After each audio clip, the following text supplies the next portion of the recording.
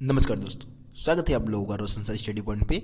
और आज की इस वीडियो में हम 11th क्लास पॉलिटिकल साइंस जो पॉलिटिकल थ्योरी वाली जो हमारी दूसरी बुक है उससे हम 5वें चैप्टर को समझने वाले हैं।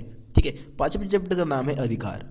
तो दोस्तों मैं इस चैप्टर पे ऑलरेडी एक वीडियो बना चुका हूँ जिसमें मैंने आप लोगों को कुल मिला के 3 टॉपिक समझा दिया था, जिसमें मैंने आप लोगों को अधिकार का मतलब बता दिया था, अधिकार हमारे लिए क्यों जरूरी है वो बता दिया था। उसके बाद मैंने आप लोगों को अधिकार कितने प्रकार के होते हैं ये भी मैंने आप लोगों को समझा दिया था। तो फर्स्ट पार्ट की वीडियो को नहीं देखा है तो एक बार वीडियो को जरूर देख ले, वीडियो का लिंक डिस्क्रिप्शन बॉक्स में मिल जाएगा। आज की इस वीडियो में हम सबसे पहले बात करेंगे प्राकृतिक अधिकार की। देखिए दोस्तों, वैसे अधिकार के प्रकार में ही मेरे को ये टॉपिक समझा देना चाहिए था, बट मैं ये अलग से आप लोगों को समझा रहा हूँ प्राकृतिक अधिकार के बारे में, क्योंकि ये बहुत ज़्यादा इंपॉर्टेंट टॉपिक है और यहाँ से जरूर क्वेश्चन आपके एग्जाम में पूछे जाएंगे। दोस्तों अगर हम प्राकृतिक अधिकार की बात करते हैं तो प्राकृतिक अधिकार को हम इस समय मानव अधिकार के नाम से भी जानते हैं। देखिए दोस्तों, प्राकृतिक अधिकार वे अधिकार है जो हमें ईश्वर से या प्रकृति से शुरू से ही प्राप्त है। ठीक है, जैसे कि आप एक उदाहरण के माध्यम से इसको समझ सकते हो कि जब राज्य की स्थापना नहीं थी, जब बहुत सारे साम्राज्य नहीं बने थे, जब देश के सरकार नहीं बने थे, तो हमारे जो पूर्वज थे कहाँ रहते थे? जंगलों में रहते थे, है ना। किसी भी तरीके से इधर उधर घूम के अपना जीवन यापन करते थे। तो उस समय राज्य जैसी कोई अवधारणा नहीं थी। उस समय मनुष्य क्या था? बिल्कुल स्वतंत्र था, जहां मर्जी रह सकता था, उनको जीवन जीने का पूरा अधिकार था, जहां मर्जी अपने जमीन पे अधिकार कर सकते थे। तो ये प्राचीन मतलब हमारे जो पूर्वज थे इस तरीके से अपनी जिंदगी जी रहे थे। ठीक, धीरे धीरे राज्य का विकास हुआ, बहुत सारे साम्राज्य विकसित हुए और उन्होंने क्या किया, फिर लोगों के ऊपर अपना नियंत्रण बनाना स्टार्ट किया, उनके ऊपर कुछ सीमाएं लगाई, है ना। तो इस तरीके से क्या हुआ, धीरे धीरे हमारे प्राकृतिक अधिकार का हनन होने लग गया। जैसे कि लोगों को दास बनाया जाने लग गया, रंग के आधार पे भेदभाव होने लग गया, या इसके अलावा बहुत सारे मानव अधिकार का उल्लंघन होने लग गया। ठीक है, तो देखिए दोस्तों, सबसे पहले हम बात करते हैं जो प्राकृतिक अधिकार है जो हमें ईश्वर के द्वारा या प्रकृति के द्वारा जो प्रदान किए जाते हैं, उसमें 3 प्रकार के अधिकारों की हम बात करते हैं। सबसे पहले जीवन का अधिकार। ठीक है, जीवन जीने का अधिकार हर एक व्यक्ति को है जो कि ईश्वर या प्रकृति के द्वारा हमें प्रदान किया गया है। उसके बाद स्वतंत्रता का अधिकार, ये भी एक तरीके से प्राकृतिक अधिकार में ही आ जाता है। और उसके बाद है संपत्ति का अधिकार, आपको संपत्ति रखने का जो अधिकार है वो भी एक तरीके से प्राकृतिक अधिकार के अंतर्गत ही आता है। तो अब लोगों को मैंने पहले ही बता दिया है कि अब प्राकृतिक अधिकार से ज़्यादा हम क्या करते हैं, इसके लिए मानव अधिकार शब्द का इस्तेमाल करते हैं, है ना। अगर आंतरिक दृष्टि से आप देखिए तो सभी व्यक्ति क्या है, समान है। कोई एक दूसरे का नौकर पैदा नहीं हुआ, कोई एक दूसरे का नौकर बनने के लिए पैदा नहीं हुआ। जैसे कि अंग्रेजों ने हमें गुलाम बना लिया, या फिर आप दक्षिण अफ्रीका जैसे देशों में देखोगे रंग भेद की मात्रा इतनी ज़्यादा थी, या जितने भी अमेरिका, संयुक्त राज्य अमेरिका या फिर आसपास के उधर के देश है वहाँ पर रंग भेद जो थी वो बहुत ज़्यादा थी, है ना। तो ये सब क्या है, मानव अधिकार के खिलाफ था। दोस्तों यहाँ पे हमें इमैनुअल कांट, ठीक है, कांट शॉर्ट में इनको हम कांट भी बोलते हैं, इनकी विचारधारा को समझना बहुत जरूरी है। एक दार्शनिक थे, जर्मन के थे, जर्मन देश से इनका संबंध था, जर्मनी के थे, और एक दार्शनिक थे, एक विचारक थे, जो कहीं ना कहीं मनुष्य के गरिमा को लेकर एक बहुत ही अच्छी बात कही थी। तो अब कांट की विचारधारा को जरूर समझिए, बहुत ज़्यादा इंपॉर्टेंट टॉपिक है, यहाँ से आपके एग्जाम में क्वेश्चन जरूर आएंगे। देखो उनका मानना यह था कि हर मनुष्य की गरिमा है ना, हर एक मनुष्य की अपनी खुद की गरिमा होती है। मनुष्य होने के नाते हमें क्या करना चाहिए, उनके साथ उनके अनुकूल ही बर्ताव करना चाहिए। उनके जो गरिमा है ना, मनुष्य की जो भी गरिमा है, गरिमा के अनुकूल ही बर्ताव करना चाहिए। ये बात किसने कही थी? कांट ने कही थी। तो कांट के विचार ने क्या किया, अधिकार को एक तरीके से नैतिक अवधारणा प्रस्तुत की, अधिकार को लेकर एक नैतिक विचार प्रस्तुत की। उन्होंने कहा कि हमें दूसरे के साथ वैसा ही व्यवहार करना चाहिए, वैसा ही आचरण करना चाहिए जैसा हम अपने लिए दूसरे से अपेक्षा करते हैं, है ना। आप जब दूसरे के साथ ही अच्छा व्यवहार नहीं करोगे तो क्या वो व्यक्ति आपके साथ अच्छा व्यवहार करेगा? तो उन्होंने कहा कि हमें दूसरे के साथ वैसा ही व्यवहार करना चाहिए जैसा हम अपने लिए दूसरे से अपेक्षा रखते हैं।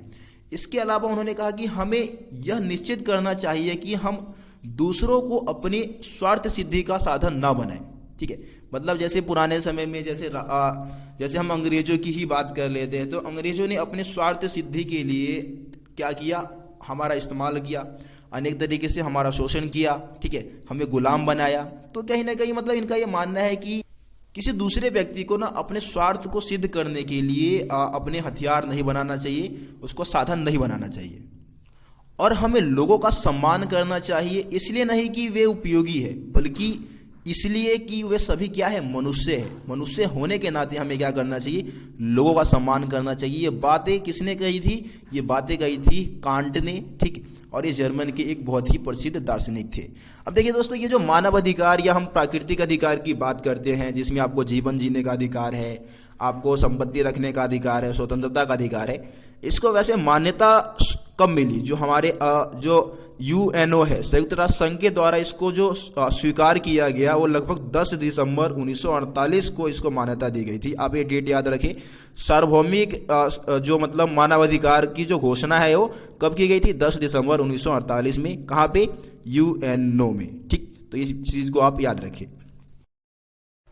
सो दोस्तों, अभी तक हमने अधिकार को समझ लिया है, अब हम समझेंगे कर्तव्य को। ठीक है दोस्तों, तो कर्तव्य की अगर हम बात करें तो कर्तव्य क्या है। कर्तव्य एक तरीके से हमारा उधार है, एक ऋण है जो कि समाज के प्रति है, और ये ऋण हमें चुकाना पड़ेगा। किसके लिए, क्योंकि हमने अधिकारों का इस्तेमाल किया है। तो अधिकारों के बदले हमें क्या करना होता है, समाज में कुछ समाज को ऋण चुकाना पड़ता है, जिसको हम कर्तव्य कहते हैं, है ना। बिना कर्तव्य के पालन के अधिकारों का भी पालन नहीं हो सकता है। कर्तव्य और पालन जो है, मतलब जो कर्तव्य है और जो अधिकार है वो आपस में जुड़े हुए होते हैं। मान लीजिए, हम एक उदाहरण के माध्यम से इसको हम समझते हैं कि किसी व्यक्ति का ये अधिकार है कि वो क्या करे, एक स्वस्थ हवा में, स्वस्थ वायु में क्या करे, सांस ले, ठीक। लेकिन एक दूसरे व्यक्ति का एक निजी अधिकार है कि वो कुछ भी खा सकता है, कुछ भी पी सकता है, और उसने क्या किया, सार्वजनिक प्लेस जैसे कि बस है या फिर पार्क है, वहाँ पे जाके वो स्मोकिंग करता है, और उसके माध्यम से वो क्या करता है, दूसरे व्यक्ति को एक तरीके से जो सांस लेने में बहुत ज़्यादा समस्या हो जाती है ना। तो यहाँ पे उस व्यक्ति को क्या करना चाहिए, जो स्मोकिंग जो कर रहा है, उस व्यक्ति को क्या करना चाहिए, अपने कुछ कर्तव्यों का पालन करना चाहिए। जैसे कि उसको सार्वजनिक प्लेस पे या फिर जहाँ पे भीड़ भाड़, जहाँ पे ज़्यादा आबादी है, जहाँ पे लोग हैं, वहाँ पे स्मोकिंग नहीं करना चाहिए। तो इससे वो उसको क्या करना चाहिए, अपने कर्तव्य का पालन करना चाहिए। उसका एक कर्तव्य है कि भाई वो किसी सार्वजनिक प्लेस पे क्या करे, स्मोकिंग ना करे। तो देखिए दोस्तों, जो कर्तव्य है और जो हमारे अधिकार है वो आपस में एक दूसरे से जुड़े हुए हैं। अब हमारे जो कर्तव्य है ना, वो दो प्रकार के कर्तव्य है हमारे, ठीक है। एक को हम बोलते हैं नैतिक कर्तव्य और दूसरा है हमारे कानूनी कर्तव्य।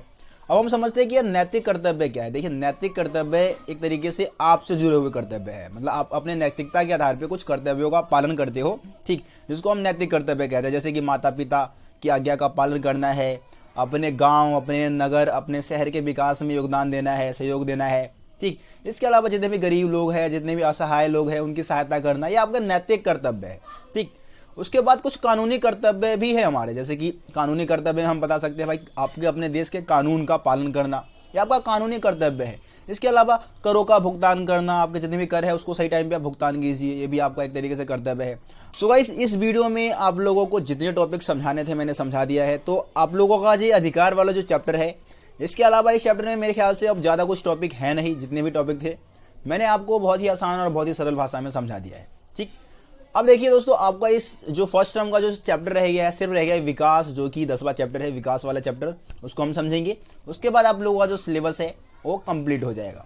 तो रह गया अभी आपका जो एग्जाम है, नज़दीक है मेरे को पता है, बट एग्जाम से पहले मैं आप लोगों का वो भी चैप्टर खत्म करवा दूंगा, ठीक।